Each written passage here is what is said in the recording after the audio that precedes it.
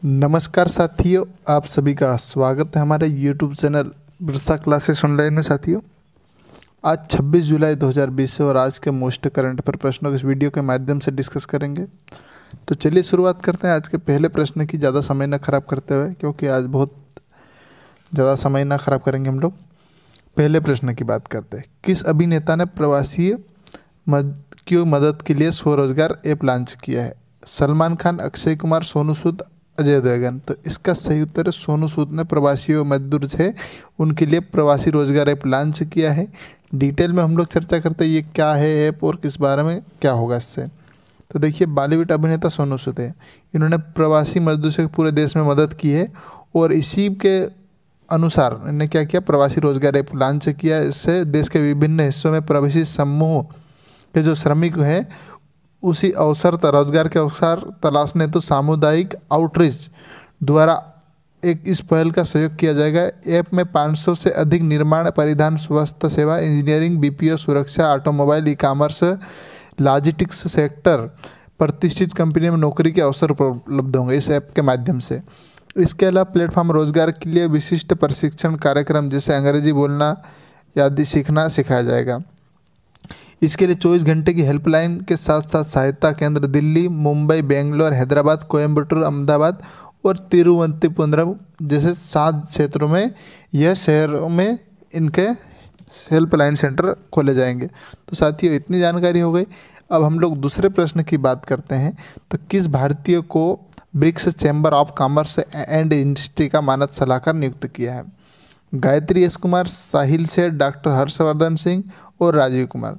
तो इसका सही उत्तर है साहिल सेठ को सॉरी। तो साहिल सेठ को BRICS chamber of commerce and industry का मानद सलाहकार नियुक्त किया है। अब ब्रिक्स क्या है इसके बारे में हम लोग डिटेल में चर्चा करेंगे, पहले इसके बारे में देख लेते हैं क्या है।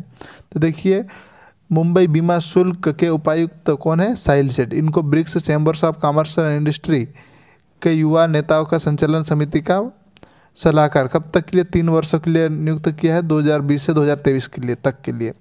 ब्रिक्स सीसीआई का मूल संगठन है जो ब्रिक्स राष्ट्रों में वाणिज्य उद्योग में प्रोत्साहित करना और सभी विभिन्न भौगोलिक क्षेत्रों, व्यवसाय और उद्यमियों को एमएसएमई वर्ग के लिए एक सक्षम समर्थन प्रणाली है।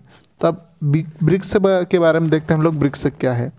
देखिए, ब्रिक्स इसमें कोई कितने देश हैं? 5 देश है, ब्राज़ील, रसिया, इंडिया, चाइना और साउथ अफ्रीका।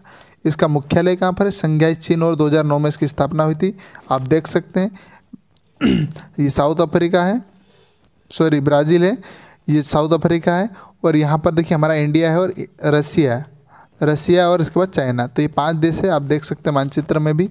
तो रसिया, चाइना, इंडिया, अफ्रीका और ब्राज़ील, तो इतने देश यहाँ पर ब्रिक्स के संगठन सदस्य है। अब अगले प्रश्न की बात करते हैं और इसका एक प्रश्न पूछा जा सकता है, सबसे आखिरी में कौन सा देश सदस्य बना था? तो इसका पहले ब्रिक नाम था, ब्रिक्स साउथ अफ्रीका 2010 में जुड़ा था, इसके कारण अब ब्रिक्स नाम हो गया।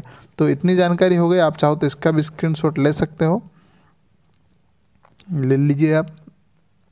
चलिए अब दूसरे प्रश्न की ओर बढ़ते हैं हम लोग। तो भारत की पहली एनबीएल मान्यता प्राप्त शहद परीक्षण प्रयोगशाला का किस राज्य में स्थापित की गई? गुजरात, महाराष्ट्र, मध्य प्रदेश और छत्तीसगढ़। तो इस प्रश्न का सही उत्तर है गुजरात। गुजरात में पहली एनबीएल मान्यता प्राप्त शहद प्रशिक्षण प्रयोगशाला स्थापित की गई है। अभी देखिए, इसका हिंदी नाम क्या है एनबीएल का? राष्ट्रीय प्रशिक्षण और अनुसंशोधन प्रयोगशाला प्रत्यायन बोर्ड, ये यहाँ पर है। इसको डिटेल में हम लोग चर्चा करते हैं और भी। तो देखिए, भारत के पहले एनबीएल मान्यता प्राप्त शहद प्रशिक्षण प्रयोगशाला का उद्घाटन किसने किया? केंद्रीय मंत्री नरेंद्र सिंह तोमर, जो कि कृषि और कल्याण मंत्री है। ये लैब गुजरात के आनंद डेयरी फार्म विकास द्वारा स्थापित की गई है। ये लैब प्रयोगशाला में घरेलू स्तर ही नहीं बल्कि अमेरिका, यूरोप में निर्यात करने के लिए एपिटिस्ट शहद मक्खियों का प्रजनन करते हैं, उनके लिए भी अवसर खोलेगी। अब देखिए, जो एनबीएल का फुल फॉर्म क्या? National accreditation board for testing and calibration laboratories. तो इतनी जानकारी हो गई। अब इसके बारे में हम लोग देखते हैं। तो भारत का गुणवत्ता परिषद का एक घटक बोर्ड है ये एनबीएल, और उद्योग आंतरिक व्यापार संवर्धन विभाग डीपीआईआईटी के तहत एक स्वायत्त निकाय है। इसका गठन कब हुआ था? 1998 में, हरियाणा गुरुग्राम में इसका मुख्यालय है। तो इतनी जानकारी हो गई। अब हम लोग पांचवें प्रश्न की बात करते हैं, उससे पहले गुजरात के बारे में देख लेते हैं इस बारे में। तो गुजरात की राजधानी क्या है? गांधीनगर। विजय रूपाणी मुख्यमंत्री, आचार्य देवव्रत यहाँ के राज्यपाल है। लोकसभा की सीटें यहाँ पर 26 है, राज्यसभा की 11 सीटें और विधानसभा की 182 सीटें। यहाँ पर बांधों की बात करें तो उकाई बांध तापी नदी पर स्थित है, और सरदार सरोवर बांध जो कि नर्मदा नदी पर स्थित है, वह धारोई बांध साबरमती नदी पर स्थित है। अब यहाँ पर प्रमुख राष्ट्रीय उद्यान की बात करें हम लोग तो ब्लैक बक नेशनल पार्क, गल्फगिर फॉरेस्ट नेशनल पार्क और कच्छ मरीन नेशनल पार्क और वसंदा नेशनल पार्क। तो इतनी जानकारी हो गई गुजरात से भी, आप भी चाहो तो इसका स्क्रीनशॉट ले सकते हैं। अब साथियों चौथे प्रश्न की ओर बढ़ने से पहले हम लोग गुजरात के बारे में देख लेते हैं। तो ये उत्तर में राजस्थान के साथ सीमा साझा करता है, पूर्व में मध्य प्रदेश और दक्षिण में महाराष्ट्र के साथ सीमा साझा करता है। और देखिए यहाँ पर दमन और दीव और दादरा और नागर हवेली जो कि अभी केंद्र शासित प्रदेश हो चुके हैं, यहाँ पर देख सकते हैं आप। और देखिए यहाँ पर पाकिस्तान के साथ सीमा साझा करता है और इधर अरब सागर है। तो इतनी जानकारी हो गई साथियों। अब हम लोग चौथे प्रश्न की ओर बढ़ते हैं। किस केंद्रीय मंत्री द्वारा हस्तशिल्प पर ई संगोष्ठी का उद्घाटन किया गया? राजनाथ सिंह, नरेंद्र सिंह तोमर, अर्जुन मुंडा और थावरचंद गहलोत। तो इसका सही उत्तर है ऑप्शन सी, अर्जुन मुंडा द्वारा जो हस्तशिल्प और पर ई संगोष्ठी का उद्घाटन किया गया है। डिटेल में हम लोग चर्चा करते क्या है फिर से। तो जनजाति कार्य मामलों के मंत्री कौन है? अर्जुन मुंडा ने हस्तशिल्प पर ई संगोष्ठी का उद्घाटन किया है। और इसका आयोजन किसने किया है? Doctor APJ Abdul Kalam centre for policy research and analysis IIM Shillong द्वारा किया गया। इस संगठन का शीर्षक क्या इस वर्ष का? इमेजेंट नॉर्थ ईस्टिया strategic and developmental imperial in handicrafts. तो इसका शीर्षक था ये। और उन्होंने क्या कहा मंत्री ने, अर्जुन मुंडा साहब ने, इन्होंने कहा कि नॉर्थ ईस्ट राज्यों का बांस का उपयोग का प्रमुख अगरबत्ती की बेहतर गुणवत्ता के लिए किया जा सकता है, शिकायत बच कम हो जाएगा इससे। देखिए तो इतनी जानकारी हो गई हम लोग। अब पांचवें प्रश्न की ओर बढ़ते हैं। तो संविधान के किस अनुच्छेद के तहत मध्य प्रदेश के राज्यपाल के रूप में आनंदीबेन को राज्यपाल नियुक्त किया है?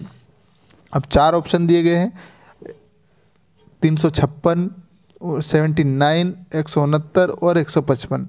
तो किसी भी राज्य के राज्यपाल की नियुक्ति अनुच्छेद 155 के तहत की जाती है, क्योंकि राज्य एक राज्यपाल होगा, इसकी नियुक्ति की जाती है। तब इन्हीं के और राज्यपाल के बारे में भी हम लोग डिटेल में चर्चा करेंगे, कहाँ से कहाँ तक इसका प्रावधान है। अब इसके बारे में हम लोग देखते हैं 356 में। तो किसी भी राज्य में राष्ट्रपति शासन लगाया जाता है 356 के तहत। और 79 में क्या प्रावधान है? भारत की एक संसद होगी, संसद का प्रावधान दिया गया। और 169 में किसी भी राज्य की जो विधान परिषद होती है, जिसमें विधानसभा के बाद विधान परिषद होती है, तो उसका प्रावधान है। और 155 के तहत राज्यपाल की नियुक्ति की जाती है। तब डिटेल में हम लोग चर्चा करेंगे। उससे पहले इनके बारे में देख लेते हैं कि इनको क्यों नियुक्त किया गया है। तो देखिए उत्तर प्रदेश के वर्तमान राज्यपाल आनंदीबेन पटेल को मध्य प्रदेश के राज्यपाल के रूप में नियुक्त किया है। देखिए मध्य प्रदेश के निवर्तमान राज्यपाल थे लालजी टंडन साहब की, इनकी मृत्यु होने के बाद इनको बनाया गया। राज्यपाल के बारे में देखते हैं उसके बाद। और संविधान के किस अनुच्छेद में ये भी देखेंगे हम लोग। तो भारत के राष्ट्रपति द्वारा नियुक्त राज्य संवैधानिक प्रमुख होता है राज्यपाल। वो इनका कार्यकाल 5 वर्षों तक होता है और बढ़ाया भी जा सकता है राष्ट्रपति के अनुसार। एक व्यक्ति एक समय से एक से अधिक राज्यपाल के रूप में कार्य कर सकता है। जैसे अभी वर्तमान में उत्तर प्रदेश के राज्यपाल है, तो इनको मध्य प्रदेश का भी प्रभार दिया गया है, क्योंकि इनको अब ये राज्यपाल यहाँ का चार्ज भी दे चुके हैं। तो ये 2 राज्य के राज्यपाल बन चुके हैं, तो इसलिए एक से अधिक राज्यों में इसका प्रावधान है। और इसका किस अनुच्छेद के तहत ये भी हम लोग चर्चा करेंगे। तब देखिए जो राज्यपाल का पद है कनाडा के संविधान से लिया गया है। और संविधान की दूसरी अनुसूची में राज्यपाल के वेतन और उनके भत्ते का पेंशन का प्रावधान है। राज्यपाल की वेतन कितनी होती है? 3.5 लाख से, यानी 3.5 लाख रुपए मासिक वेतन होती है। और तीसरी अनुसूची में इनके शपथ का प्रावधान है। अब देखते हैं हम लोग। तो 153 के तहत क्या होता है? राज्य के लिए राज्यपाल होगा और उसमें एक से अधिक राज्यों का राज्यपाल कोई व्यक्ति बन सकता है। जिसमें देखिए मध्य प्रदेश की जो राज्यपाल बनी, उत्तर प्रदेश के बाद मध्य प्रदेश की बनी।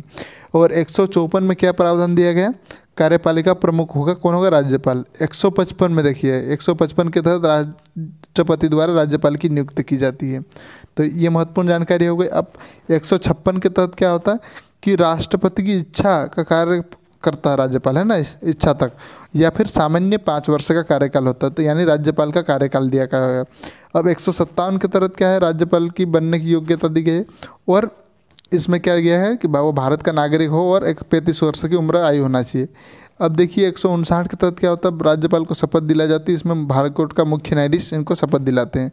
और 163 में क्या होता है, राज्यपाल को परामर्श देने के लिए एक मंत्री परिषद की गठन होता है, जिसका प्रमुख कौन होता है, मुख्यमंत्री। अब देखिए यहाँ पर क्या होता है कि 153 से लेकर 152 तक राज्यपाल के कार्य के बारे में विस्तृत वर्णन दिया गया है। तो अब राज्यपाल के कभी प्रश्न पूछा जाता है कि राज्यपाल का संविधान में कब से कहाँ तक वर्णन है, तो उसमें अनुच्छेद 153 से अनुच्छेद 152 तक इसका प्रावधान है। साथ ही अब हम लोग अगले प्रश्न की ओर बढ़ते हैं। आप चाहो तो इसका भी स्क्रीनशॉट ले सकते हैं। तो देखिए हाल ही में परमला शंकर का निधन हो गया। वो किस तरह से जुड़ी थी, हास्य कलाकार, कवयित्री, कोरियोग्राफर, अभिनेत्री। तो ये नृत्यज्ञ थी और कोरियोग्राफर थी। इनका निधन हुआ है। कौन थी, परमला शंकर, इनका निधन हो गया। इनका चित्र देख सकते हैं हम लोग। तो हाल ही में प्रसिद्ध नर्तक कोरियोग्राफर अमला शंकर का कोलकाता में 101 वर्ष की आयु में निधन हो गया है। वह उम्र से संबंधित बीमारी से पीड़ित थी और कार्डियक अरेस्ट से भी पीड़ित थी।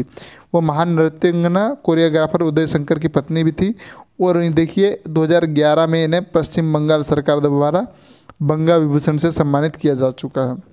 तो साथियों इतनी जानकारी हो गई, वीडियो को यहीं समाप्त करते हैं। धन्यवाद। जय हिंद, जय Bharat. Have a nice day. आपका दिन शुभ हो। धन्यवाद।